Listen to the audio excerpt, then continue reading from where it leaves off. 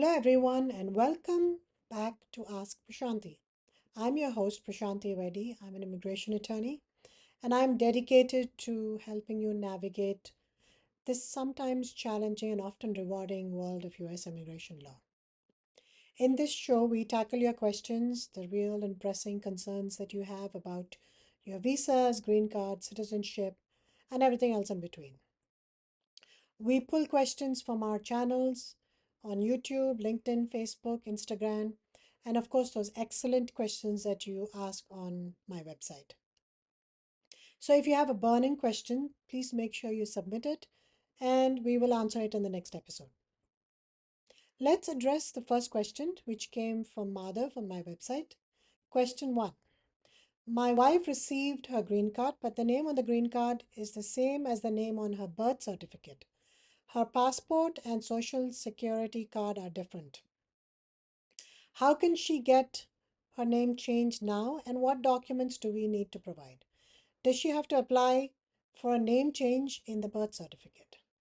So that's interesting, Madhav, because I think here USCIS made a mistake. USCIS is supposed to follow the name in your passport and not the name in your birth certificate. Because oftentimes names in the birth certificate are only short names or the full name is not given, so they always follow name in the passport. So I think what you need to do is file an I-90 and get the green card amended by showing that the green card, the name in the green card doesn't match with your passport name. And they should be able to amend it. In the meantime, you can continue using the green card. Your wife can continue using her green card and traveling, etc. But it makes sense to file an amendment. Second question is a frequently asked question.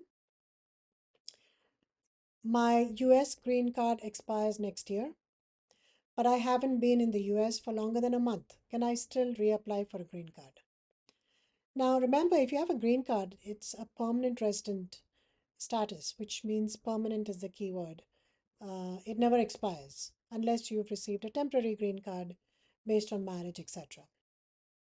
So, if it's a permanent green card, then all you need to do is apply for a new card by filing the I-90 application. It's not really reapplying for a green card. You are a permanent resident, you're just applying for a fresh card, if that makes sense. So it doesn't affect your status. Even if you don't have a card, it doesn't affect your status in any way. You still continue to be a green card holder. It's just that you need the card for proof and for travel. And that's why you're applying for a new one. Of course, if you've got a temporary green card, then you apply for a permanent green card. Um, and we talked about this in our Immigration Friday video, but you could look into it as to how to file a conditional green card, removal of conditions, and file the appropriate form for that. Third question is, can my employer report me to the USCIS and revoke my 10-year green card if I leave him after 3 to 4 months of work? And how can it affect my status in the future? My suggestion to you is, first of all, once you get your green card, to continue to work for the employer, at least for a period of 6 months.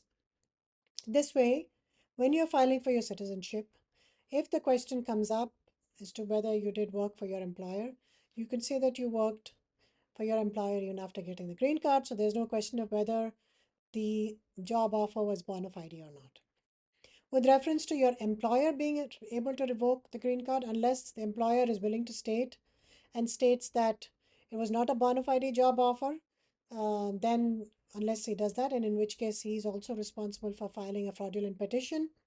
So they will not do that. That is the only basis for revocation. And the fact that you worked for 3 to 4 months doesn't necessarily mean that your green card should be revoked.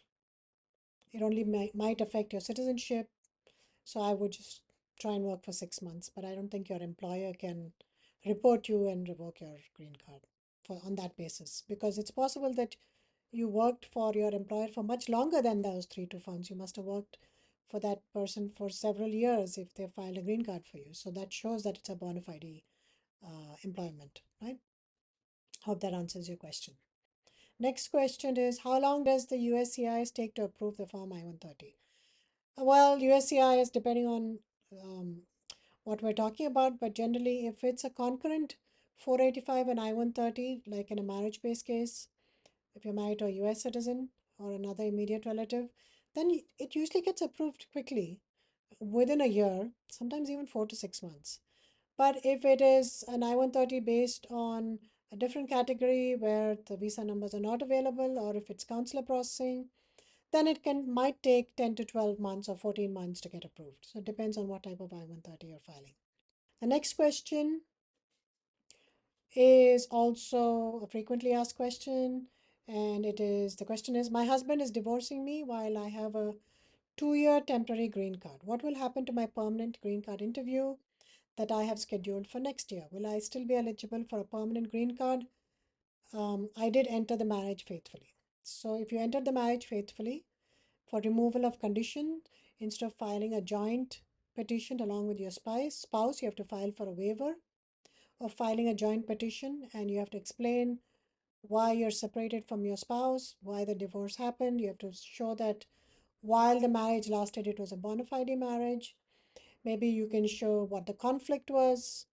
If there was abuse, you can show proof of that as well. It does not have to be physical abuse, it can be mental abuse as well, etc. etc. So, as long as you show that it was a bona fide marriage while it existed, even if the marriage took place and the divorce took place as a no fault divorce, you can still continue to file your removal of conditions and go for your interview alone. But you have to file a waiver for that. I hope that answered your question. And that brings us to the end of this episode of Ask Prashanthi. I hope that the questions we answered today helped shed some light on your immigration journey. Remember, understanding your options is the first step, and reliable information is the next. So, if you have a question and you want answered on this show, don't hesitate to reach out. You can leave a comment right here on YouTube or on any of my other social media or on the website, and I'll be happy to answer your question next week. Thank you very much. Keep watching.